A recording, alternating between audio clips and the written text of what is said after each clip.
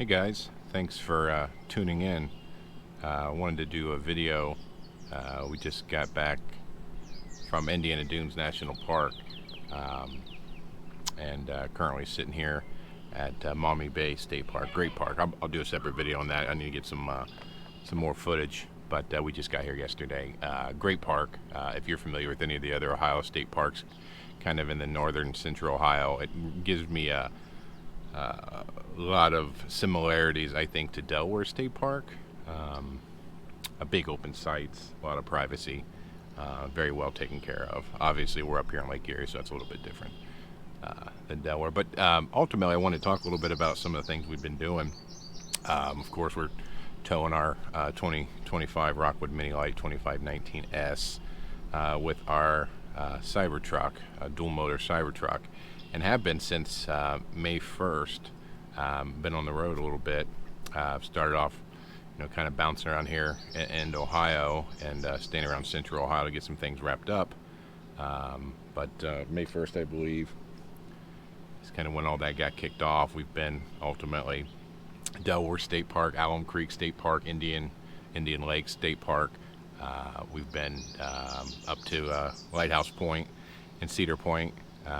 Great place up there. Obviously, you can walk to the park and get early access. The midges were in swarms at the end of May. We were there, but luckily there's a truck wash not far, I think in Sandusky, that we were able to get the truck and trailer into and get all that cleaned up. Because if you know about the midges and the mayflies and what they leave behind after a 4 or 5 day stay, then you understand that car wash was ultimately needed. Anyway, everything cleans up, no big deal, no harm. A couple other things too, along the way we've been traveling, kind of bouncing from state park to state park, a couple private parks as well in there, and then we ended up in Indiana Dunes National Park. Prior to that, we had we tried out some Harvest Host. For you that aren't too familiar with the Harvest Host, it's essentially a program you join as a member. I think we pay somewhere around $150 for their full access, and ultimately what it gives you is usually a one-night stay at certain businesses, different things, restaurants, breweries, drive-in movie theaters, bowling alleys, so forth. We actually had stayed at the first one we had done. We had stayed at a bowling alley called Vandell Drive-In in Middle Point, Ohio, for a night in middle of June. Great, clean bowling alley. They had an open gravel parking lot out back. It wasn't too busy for parking. We were able to get on the edge of the grass. Had room to set up Starlink Mini. Full speed internet out there, of course, with no obstructions. Was great. And we were able to do some bowling. They had pizza, drinks, of course. I haven't been to a bowling alley, I think, since I was quite a bit younger. But very well kept. Nice management and ownership. Everybody was very accommodating. I don't know how many Harvest Hosts how long they've been doing it or not, but they were great. But yeah, we had a good time there. The other one that we had gone to, Dynasty Lanes, was in Willard, Ohio. I apologize, and we were there before that. But the location in Middle Point was Vandell Drive-In, and it was a drive-in movie theater. I had seen a few videos, some other people on YouTube and some of the full-time RV people hitting some of these. I assume there's multiple across the country, but this one's in Middle Point, Ohio, and that's when we were there for the middle of June as well. And we got to set up in the back, pretty much the back row. It was a weekday. It wasn't very busy. I want to say 15, 20 cars at the most. They had one main screen running, but real nice. Once again, the management and ownership there was great. We got there kind of early because of our travel day and how we ended up there. We had booked it out in advance for more of a fun kind of thing for my son as well.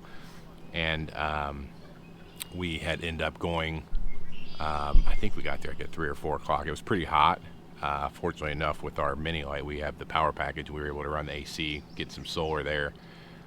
And, we can always plug into the back of the truck. It has a 240 outlet on the back. that we can run essentially the camper on. We did that at the Indian Dunes National Park. I'll talk a little bit about that here shortly. But anyway, great. The drive-in movie theater was fun. We sat out, we watched How to Train Your Dragon, I think was playing. It's the first movie. I don't recall what the second one was, but got some popcorn, some drinks, some snacks, and did the whole drive-in movie theater thing. We were able to hook up with our the FM transmitter through the camper and played on our outside speakers, under the awning. Was great. And yeah, fun experience. We did stay at one other, so I think we've done 3 total Harvest Hosts. We stayed at Ninja Golf in Granger, Indiana, in June as well. Real nice place. It's really clean parking lot, paved, level.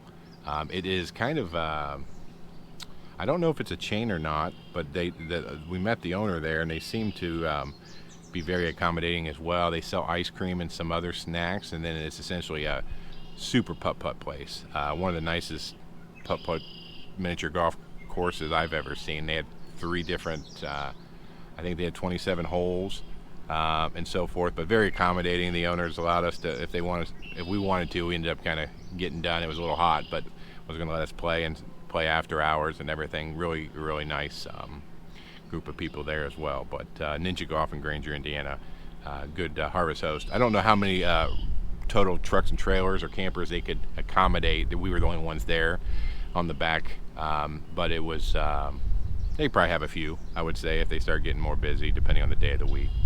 But anyway, so I want to get back to the Indiana Dunes National Park. So this was our first national park that we went to. We have, ultimately goals to hit as many as possible. I'm not going to go out and say we're going to see them all, but we're going to try to see as many as we can. And this was the first one. And we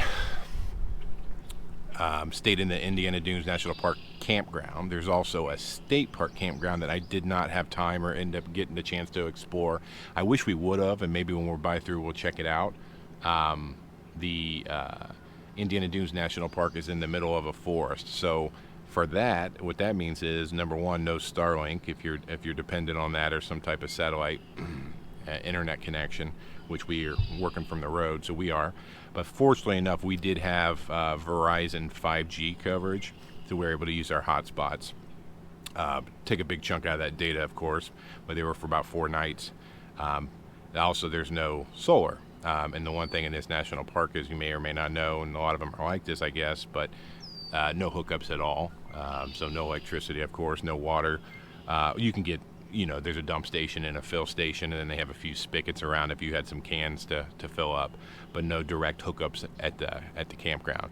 And we had stayed there for 4 nights, and when we booked, we couldn't get any site for more than 1 night in a row, so we ended up having to switch sites every day. Not a huge deal, and all the sites were a little bit unique, and since some of them had some different tent areas and fire pit areas. Some of them were up some stairs, some of them were kind of down a path. So cool little place. If you haven't stayed, or if you're into forest camping, it's pretty cool. A lot of tent camping, I would say. A lot of more rugged setup camping. Some campers, there weren't anything huge. I did see one large fifth wheel, but that was about it, because the sites, I think, were so small. No one really tried to do that, force them in there. I'm not really sure if they have a cutoff. Now, I will tell you one thing, and maybe this is expected, but the time we were there in June, the mosquitoes were so bad at night, we really couldn't do much outside. They didn't seem to be affected by any kind of sprays or citronella either. They're strong mosquitoes. That's all part of the experience, honey. During the day, it was a little warm, but it's shaded. They weren't around, and we could do whatever we want. A lot of times we would go over to the beach at Lake Michigan. They had a few different points of the beach that we liked. Some of them being, I think we tried 3 different locations. But yeah, the water, of course, was great. Lake Michigan, crystal clear. I think it was like 73 degrees, which is cold, of course, but not when it's 99 degrees out, which is what we were dealing with.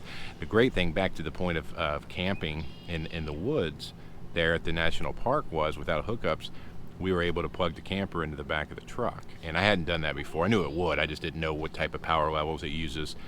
In our Rockwood Mini Lite, we have the power package, which is essentially that master volt system.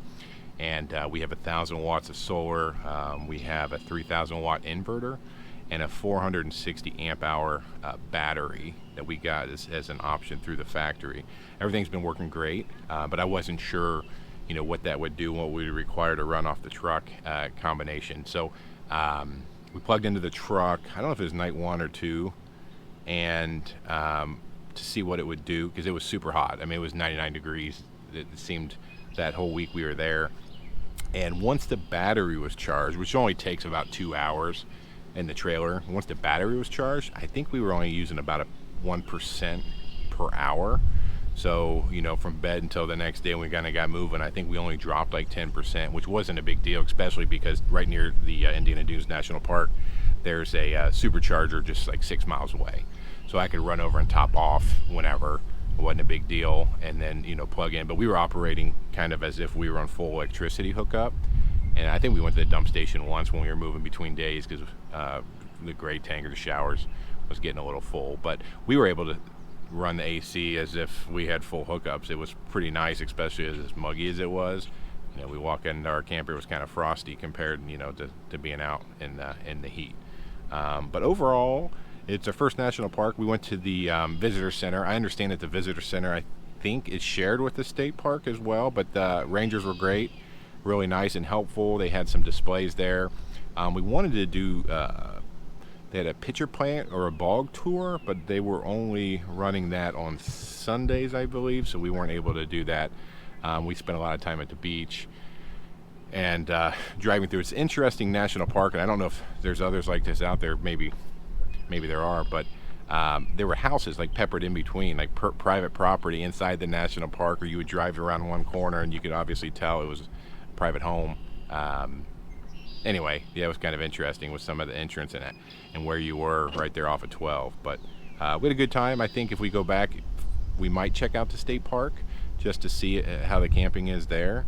The national park's cool, and it's very busy. They're full all the time, so there's not a ton of sites in that national park campground, but very wooded and shaded if that's your thing. But bring plenty of bug spray. But right now we are at Maumee Bay State Park up here on Lake Erie. We just left East Harbor over on Catawba Island, and East Harbor has a great public beach, great beach. Now the campground is a little tight and congested. You're kind of on top of each other there, even in the loops. I didn't get a lot of footage or any footage necessarily of that, but Maumee Bay is very private, wide open, real nice. It's, you know, like I said earlier in the video, it reminds me of Delaware State Park. If you've been there, just everyone has plenty of space. Really great bike riding here. The bike trails in the pass, and you can get over to the lodge and the swim beach and the swim pond, and really nice setup. Of course, the weather's beautiful as well, so that helps. But our site's gigantic here. You know, we have full electric hookups. We still have, as most state parks, we don't really end up usually getting any full hookups. I think there may be a few, but they book up pretty quick, so no big deal. Dump station and fill station right at the entrance of at the gate.